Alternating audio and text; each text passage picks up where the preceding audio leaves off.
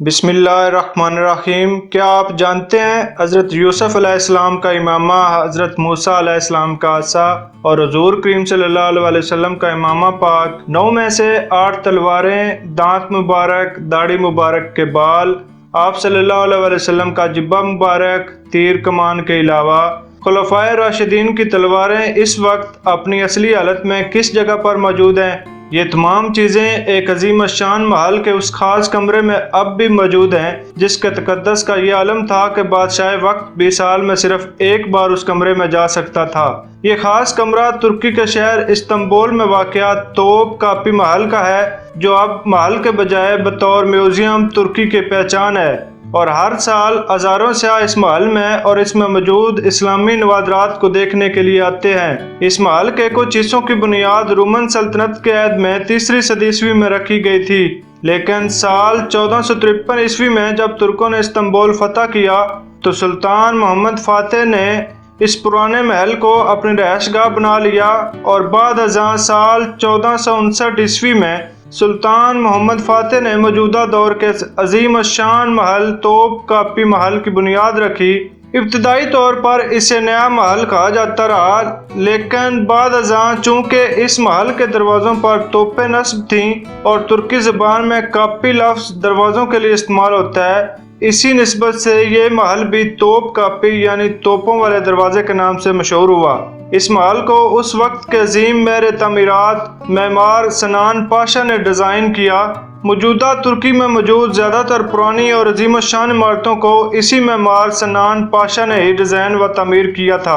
یہ محل 4 مرکزی احاطوں اور بہت سی چھوٹی عمارتوں کا مجموعہ ہے۔ 7 لاکھ مربع میٹرز پر پھیلے اس عظیم الشان محل میں ہزاروں کمرے ہیں جن میں بیک وقت 4 سے 5 ہزار لوگ اختیار کر سکتے ہیں۔ اس محل کے جنوب اور مغربی جانب ایک عظیم شاہی باغ بھی تعمیر کیا گیا جو گل خانہ باغ کہلاتا ہے۔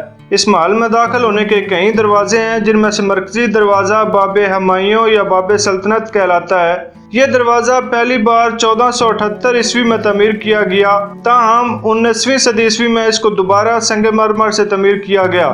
دوسرا دروازہ باب السلام کہلاتا ہے جس کے دونوں جانب 2 برج واقع ہیں جو سلمان قانونی نے 16ویں صدی عیسوی میں تعمیر کروائے تھے۔ تیسرا دروازہ باب اسعدہ کہلاتا ہے جو 15ویں صدی عیسوی میں تعمیر کیا گیا۔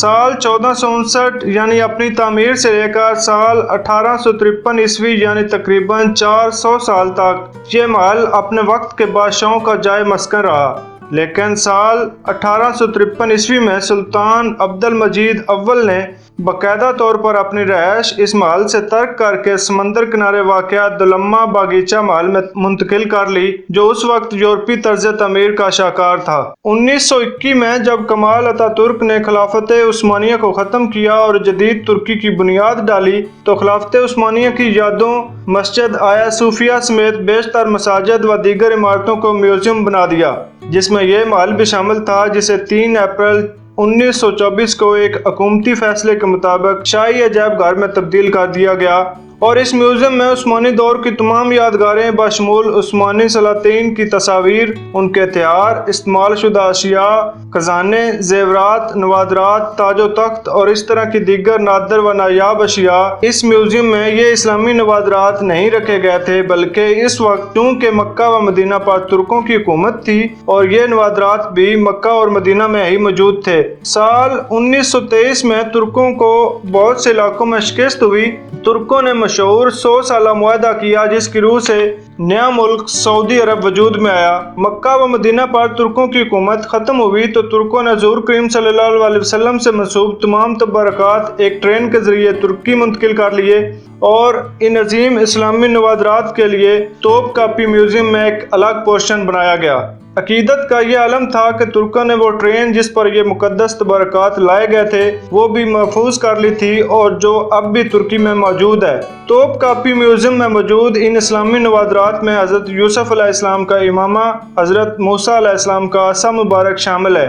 اسی عمارت میں حضور کریم صلی اللہ علیہ وسلم کا امامہ پاک، داڑھی مبارک کا بال بھی موجود ہے۔ ان نوادرات کے علاوہ حضور کریم صلی اللہ علیہ وسلم کا جبہ مبارک، मोर और पांव का निशान भी मौजूद है। म्यूजियम का एक हिस्सा खास तौर पर तलवारों के लिए मखसूस है, जिसमें आप सल्लल्लाहु अलैहि वसल्लम की 9 में से 8 तलवारें अब भी मौजूद हैं, जबकि नवी तलवार मिस्र के एक म्यूजियम में रखी गई है।